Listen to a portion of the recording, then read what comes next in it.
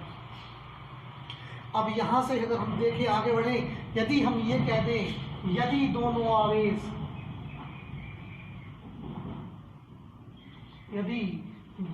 आवेश किसी माध्यम में रखे हों, किसी माध्यम में रखे हों और उस माध्यम का परावैद्युतांक K हो,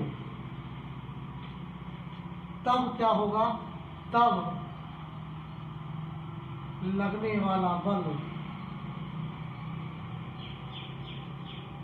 Fm लिखेंगे।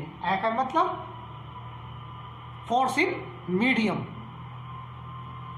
बराबर हो जाएगा 1/4πε0 into K Q1 Q2 upon R square. मात्र क्या होता है बल का? न्यूटन होता है। ठीक है, ये Fm आ जाएगा। अगर हम इस इक्वेशन को समीकरण नंबर 1 कहें, इसको इक्वेशन 2 कहें, या दोनों को ध्यान दीजिएगा, इक्वेशन 1 को ध्यान दीजिएगा, इक्वेशन 2 को ध्यान दीजिएगा। इक्वेशन 1 निर्वात में है, यहाँ पर कोई माध्यम नहीं है, तो यहाँ पर F नोट कर दीजिएगा। यह मीडियम है, Fm कर दिया हमने इसको। अब हम क्या देखते हैं कि इक्वेशन 1 को हमने इक्वेशन 2 से डिवाइड कर दिया, भाग कर दीजिए। देखिए F0 अपॉन Fm कितना बचेगा, भाग कर देखिएगा तो ये किसके बराबर आएगा? K के बराबर आएगा। अर्थात यहाँ से देख सकते हैं F0 बराबर K Fm। अब यहाँ से तुम खुद देख सकते हो कि निर्वात में और मीडियम में वैद्युत बल में कितना अंतर आता है। कि निर्वात के अंदर वैद्युत बल ज़्यादा होता है, जबकि किसी भी माध्यम में वैद्युत बल कम होता है। कारण क्या है? कि परावैद्युतांक आ जाता है, अर्थात वो माध्यम आ जाता है, और माध्यम के भरने से वैद्युत क्षेत्र भी कम हो जाता है और लगने वाला बल भी कम हो जाता है। अगला टॉपिक देखते हैं, वही टॉपिक है दो बिंदु आवेशों के मध्य लगने वाला बल, कूलाम का नियम। अभी तक हमने सदिश रूप में नहीं देखा था, अब देखेंगे हम सदिश रूप में। सदिश रूप में क्यों? क्योंकि वैद्युत बल या बल एक सदिश राशि है, तो इसका सदिश रूप भी बनता है। सदिश रूप में किस प्रकार से हो सकता है ये कूलाम का नियम, वो देखिएगा। इसमें बहुत ज़्यादा इम्पोर्टेंट बात क्या है, दिशा का बहुत अच्छे तरीके से हमें ज्ञान होना चाहिए। किस दिशा से किस दिशा की ओर हम चल रहे हैं। मान लीजिए हमारे पास दो आवेश हैं, Q1 एंड Q2, दो आवेश हैं। ये आवेश प्लस मान लीजिए और ये आवेश भी प्लस का ही मान लिया। हम मान लेते हैं दोनों आवेश कैसे धनात्मक आवेश है। Q1 Q2 दोनों आवेश है। अब दोनों के बीच की दूरी कितनी है? वो तो आ रही है। लेकिन अगर हम बात करें आवेश नंबर 1 से आवेश नंबर 2 की ओर की बात करें, हम 1 से 2 की बात कर रहे हैं, तो Q1 Q2 पर प्रतिकर्षण बल लगा रहा है, क्योंकि समान आवेश है। तो Q1 Q2 पर प्रतिकर्षण बल लगाएगा, इस पे बाहर की ओर होगा और इस पर लिखा जाएगा F21, क्योंकि दूसरे आवेश पर पहले के कारण बल लग रहा है प्रतिकर्षण का, इसे कहा जाएगा F21। और दूरी लिखी जाएगी R12 किसके लिए, Q1 से Q2 के लिए। सदिश रूप दिखाया जाएगा इसका, वेक्टर इस पे लगाना बहुत जरूरी होगा, सदिश रूप दिखाना पड़ेगा इसको। अगर हम बात करें Q2 के कारण Q1 की बात करें तो Q2 भी Q1 पर प्रतिकर्षण का बल लगाता है जो कि बाहर की ओर होगा। दूसरे के कारण पहले पर लगने वाला बल F12 होगा। F12 मतलब पहले पर लगने वाला बल दूसरे के कारण, F12 बाहर की ओर होगा, तभी तो प्रतिकर्षण बल कहलाएगा। जरा ध्यान दें, और यहाँ पर इसके बीच की जो दूरी होगी वो R21 कहलाएगी। अब बात करते हैं कि प्लस Q1 के कारण प्लस Q2 पर वैद्युत बल कितना होगा, F21 vector 1/4πε0 K into Q1 Q2 upon R21 vector का स्क्वायर होगा। अगर बात करें प्लस Q2 के कारण प्लस Q1 पर वैद्युत बल कितना होगा, तो वो होगा F12 is equal to 1/4πε0 K into Q1 Q2 upon R12 का स्क्वायर। ये इसका सदिश रूप होगा।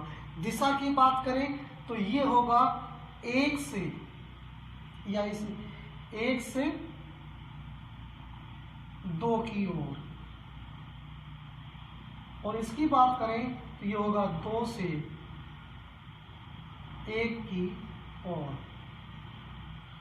ध्यान से देखिएगा, यहां पर हम देख रहे हैं कि R12 vector is equal to R21 vector. ये परिमाण में बराबर है, परिमाण में बराबर है, ना कि मान में बराबर है। इन दोनों का परिमाण बराबर है, मतलब दिशा इनकी अलग अलग है। अगर हम दिशा की बात करें तो R12 is equal to minus R21, ये दिशा के रूप में हो गया। परिमाण बराबर है दोनों का, मात्रक बराबर है, मान बराबर है, परंतु दिशा उनकी विपरीत है। तो इसलिए जब ये दोनों एक दूसरे विपरीत दिशा में हैं तो F12 is equal to minus F21, दोनों बल बराबर तो हैं परंतु एक दूसरे की विपरीत दिशा में हैं। बराबर तो होंगे परंतु कैसे होंगे, एक दूसरे की विपरीत दिशा में होंगे। यही न्यूटन का थर्ड नियम है, क्रिया और प्रतिक्रिया का नियम है, जिसे बताया था कि एक आवेश यदि दूसरे पर बल लगाता है तो दूसरा आवेश भी पहले पर बल लगाएगा। तो ये सदिश रूप में भी हम इसका निरूपण कर सकते हैं। लिख सकते हैं यहाँ से कि F12 plus F21 is equal to 0। इससे हम न्यूटन के थर्ड नियम का भी सत्यापन कर सकते हैं। अगला टॉपिक देखते हैं। अगला टॉपिक जिसका नाम है वैद्युत क्षेत्र, बहुत मोस्ट इंपोर्टेंट है। वैद्युत क्षेत्र के बारे में जानते हैं। वैद्युत क्षेत्र क्या है, वैद्युत क्षेत्र है क्या, किसे कहा जाता है क्षेत्र। जरा सोचिएगा, अगर आप अपने कमरे में एक इत्र की शीशी रख दें, उस ढक्कन खोल दें, उसका खोल रख दिया तो क्या देखते हैं कि आपके कमरे में चारों तरफ सुगंध फैल जाती है। अर्थात उस इत्र की शीशी की चारों ओर की जो वायु है वो गंधमय हो जाती है, उसमें सुगंध आनी शुरू हो जाती है। ऐसे ही वैद्युत क्षेत्र है कि किसी भी आवेश के चारों ओर का वह क्षेत्र जिसमें रखा हुआ कोई अन्य आवेश अपने ऊपर आकर्षण का या प्रतिकर्षण के बल का अनुभव करने लगता है। मैंने ऐसे क्यों कहा, सर सोचिए, अगर आपके कमरे में इत्र की शीशी खुली हुई रखी है तो सुगंध आएगी आपको, आप खींचे चले जाएंगे उसकी ओर, खींचे चले जाएंगे, आप पर आकर्षण बल लगेगा, हो गया ना आकर्षण बल। अगर सपोज दैट करो इत्र शीशी नहीं थी उसके स्थान पर कोई ऐसी चीज रख दी हमने जो सड़ रही हो, जिसके अंदर बदबू आ रही है। अरे वैद्युत क्षेत्र तो उसके अंदर भी था, लेकिन आप उसकी उस गंध को सूंघते ही प्रतिकर्षित हो गए, वहां से पीछे हट गए और मन में ही क्या संकल्पना आई कि वैद्युत क्षेत्र भी यही होता है कि वैद्युत क्षेत्र किसी भी आवेश के चारों ओर का वह क्षेत्र होता है जिसमें रखा हुआ कोई अन्य काल्पनिक आवेश अपने ऊपर लगने वाले आकर्षण या प्रतिकर्षण बल का अनुभव करने लगता है। मान लीजिए ये धनात्मक आवेश है, तो इसके चारों ओर एक क्षेत्र उत्पन्न हो जाता है जिसे हम वैद्युत क्षेत्र कहते हैं।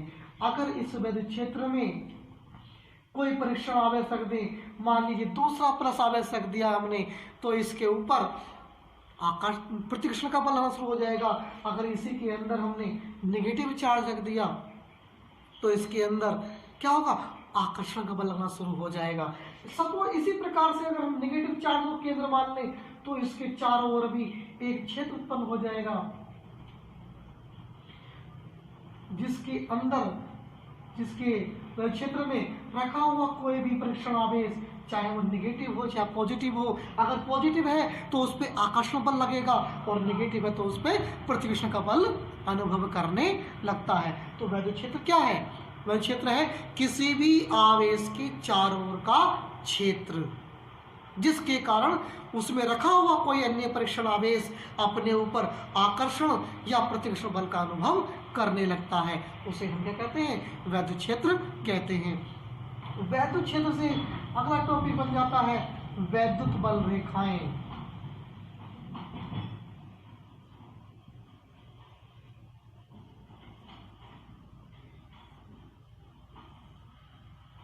वैद्युत बल रेखाएं जो कि अपने आप में कुछ मायने रखती हैं। वैद्युत बल रेखाएं क्या है, वैद्युत बल रेखाएं कब आएंगी, जब हमारे वैद्युत क्षेत्र पता होगा।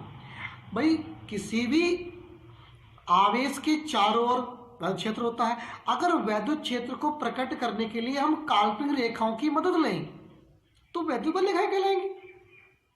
अर्थात वैद्युत क्षेत्र में खींची गई वे काल्पनिक रेखाएं जिन पर एकांक आवेश चलता है उन्हें हम वैद्युत बल रेखाएं कहते हैं। ये वैद्युत बल रेखाएं एक निष्कोण वक्र होती हैं, इनका कोई कोण नहीं होता।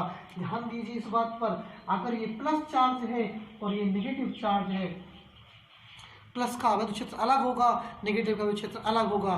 प्लस क्या वैद्युत क्षेत्र में खींची गई बल रेखाएं आवेश से बाहर निकलती हैं, अर्थात दूर की ओर चली जाती हैं, और ये सभी बल रेखाएं एक दूसरे से बराबर दूरी पर होती हैं, कभी भी एक दूसरे को प्रतिकर्षित नहीं करती हैं। तो क्योंकि आवेश से बाहर निकल रही हैं, अनंत तक जाती हैं, ये बल रेखा कभी समाप्त नहीं होती। अगर नेगेटिव की बात करें तो नेगेटिव में सारी की सारी वैद्युत बल रेखाएं आवेश की ओर आती हैं, अर्थात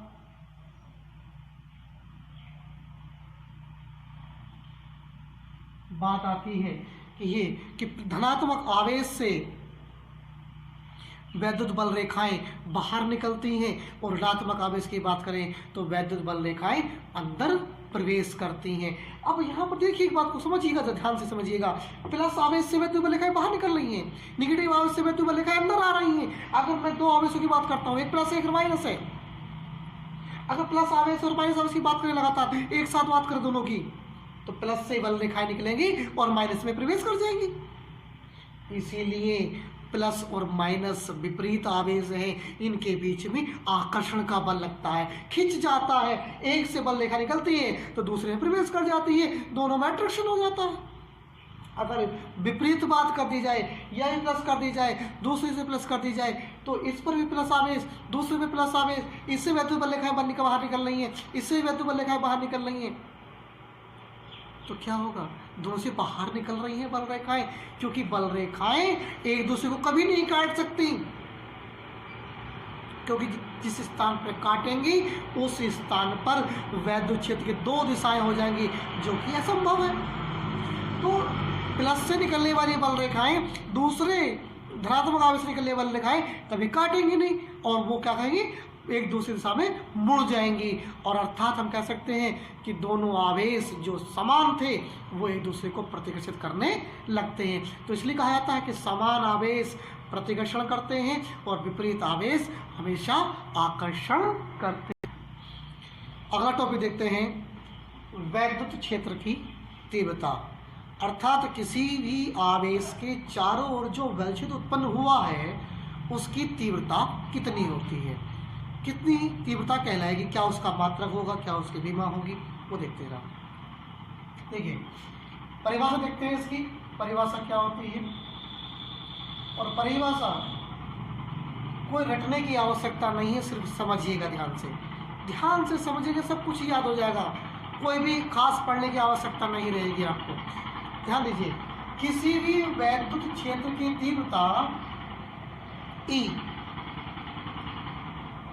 किसी भी परीक्षण आवेश पर लगने वाले बल और परीक्षण आवेश की निष्पत्ति के बराबर होती है। वैद्युत क्षेत्र की तीव्रता E परीक्षण आवेश पर लगने वाला वैद्युत बल वेक्टर F और परीक्षण आवेश Q की जो निष्पत्ति होगी उसके बराबर होती है। दूसरे शब्दों में अगर हम इस परिभाषा को पढ़ें कि एकांक परीक्षण आवेश पर लगने वाला वैद्युत बल वैद्युत क्षेत्र की तीव्रता कहलाती है। ये कहाँ से निकाला हमने, यदि ये कह दें यदि Q naught is equal to 1 coulomb, तो यहां से क्या हो गया, E बराबर वेक्टर F, E बराबर F ही तो आया, क्या माना हमने, एकांक कूलम, यानी कि किसी भी आवेश के वैद्युत क्षेत्र में एकांक कूलम के आवेश पर लगने वाला वैद्युत बल वैद्युत क्षेत्र की तीव्रता के बराबर होता है। ये वैद्युत क्षेत्र की तीव्रता की परिभाषा। वैद्युत क्षेत्र की तीव्रता का मात्रक क्या होगा, अगर हम E के मात्रक की बात करें तो पहले हमें पता होना चाहिए कि वैद्युत बल का मात्रक कितना होता है और इस Q का मात्रक कितना होता है। सब जानते हैं बल का मात्रक न्यूटन होता है और Q का मात्रक कूलम होता है। तो मात्रक क्या होगा इसका, न्यूटन प्रति कूलम होता है। विमा की बात करें, अगर हम विमा की बात करते हैं तो देखिए F की विमा हमें पता होना चाहिए डायमेंशंस, और इस Q नोट की विमा भी हमें पता होना चाहिए। विमा आप पहले ही पढ़ चुके होंगे, F की विमा MLT-2 होती है और Q की विमा AT होती है। यहां से कुल विमा हो जाएगी MLT-3A-1, ये होती है वैद्युत क्षेत्र की विमा। इसके बाद अगला टॉपिक देखते हैं कि एक बिंदु आवेश के कारण, एक बिंदु आवेश के कारण किसी बिंदु पर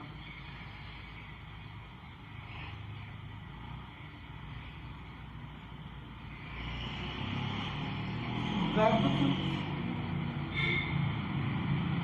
क्षेत्र की तीव्रता, एक बिंदु आवेश के कारण किसी बिंदु पर, किसी अन्य बिंदु पर वैद्युत क्षेत्र की तीव्रता कितनी होती है। मान लें ये बिंदु आवेश है प्लस Q, एक बिंदु आवेश है, इस प्लस Q आवेश से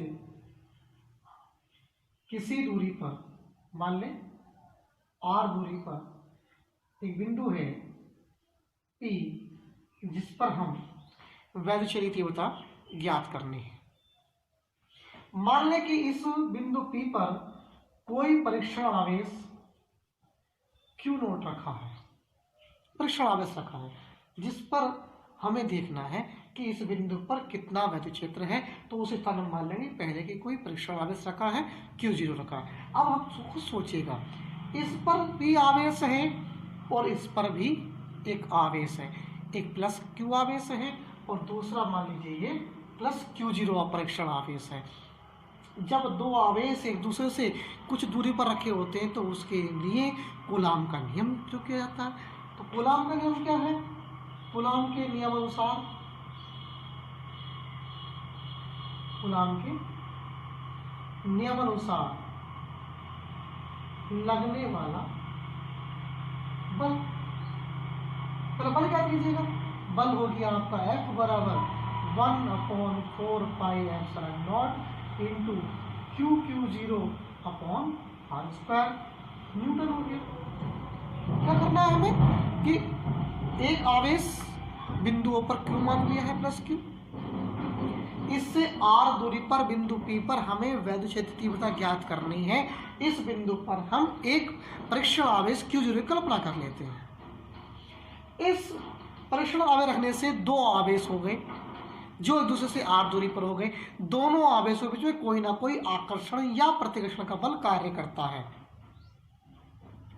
और आकर्षण या प्रतिकर्षण का बल का मान कूलाम के नियम अनुसार निकाला जाएगा।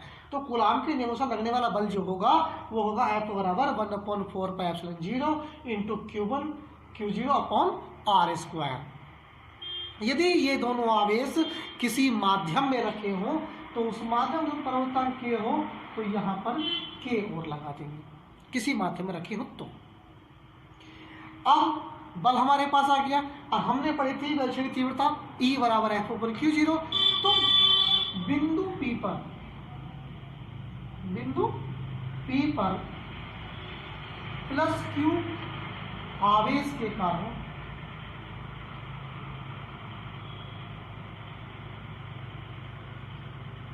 वैद्युत क्षेत्र की तीव्रता कितनी हुई?